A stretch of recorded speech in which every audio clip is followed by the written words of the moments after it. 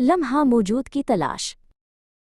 सालिक एक ऐसा मुसाफिर था जिसका जिस्म तो यहाँ था, मगर रूह या तो माजी के पछतावों में भटकती थी या मुस्तकबिल के अंदेशों में। वो सकून की तलाश में एक पुराने और पुरसकून बाग में जा पहुंचा, जहां हर तरफ खामोशी का राज था। वहां इसकी मुलाकात दानिश से हुई, एक बुजुर्ग जिनके चेहरे पर गैर मामूली सुकून था। दानिश ने सालिक की बेचैनी भांप ली और उसे अपने पास बैठने का इशारा किया। दानिश ने जमीन से एक गिरा हुआ खुश्क पत्ता उठाया और सालिक को दिखाते हुए कहा, बेटा, ये पत्ता गुजरे हुए वक्त की निशानी है, ये माजी है। उसे जितना भी पकड़ लो, ये दोबारा हरा नहीं हो सकता। सालिक ने एक लंबी आह भरी और कहा, मैं कोशिश तो करता हूँ, लेकिन मेरा जहन बार बार पुरानी यादों की तलखियों या आने वाले कल के डर की तरफ भागता है। मुझे सुकून नहीं मिलता। दानिश ने नरमी से सालिक के कंधे पर हाथ रखा और कहा, ख्यालात बादलों की तरह हैं, उन्हें आने दो और जाने दो। तुम बस उनके देखने वाले बनो, उनका हिस्सा ना बनो।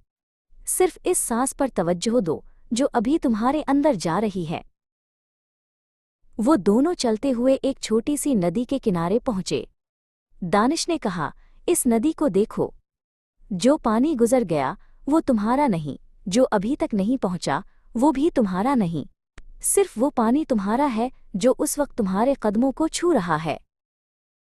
दानिश ने कुछ देर खामोश रहने के बाद अल्लामा इकबाल का एक मशहूर और हकीमाना शेर पढ़ा, अपने मन में डूब कर पा जा सुरागे जिंदगी, तो अगर मेरा नहीं बनता ना बन, अपना तो बन। उन्होंने समझाया कि जिंदगी का राज अपने अंदर के इस लम्हे में छुपा है जिसे हम हाल कहते हैं।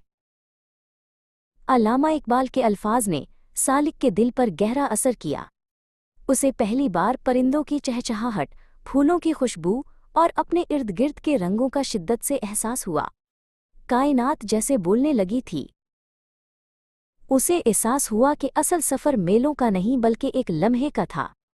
हर सांस एक नई जिंदगी थी और हर लम्हा कायनात का एक अनमोल तोहफा जिसमें वो अब पूरी तरह मौजूद था। अब सालिक एक बदला हुआ इंसान था। उसने सीख लिया था कि माजी एक सबक है और मुस्तकबिल एक ख्वाब, लेकिन जीने के लिए सिर्फ अब और यहाँ का लम्हा ही सब कुछ है। वो मुस्कुराता हुआ अपनी मंजिल की तरफ चल दिया।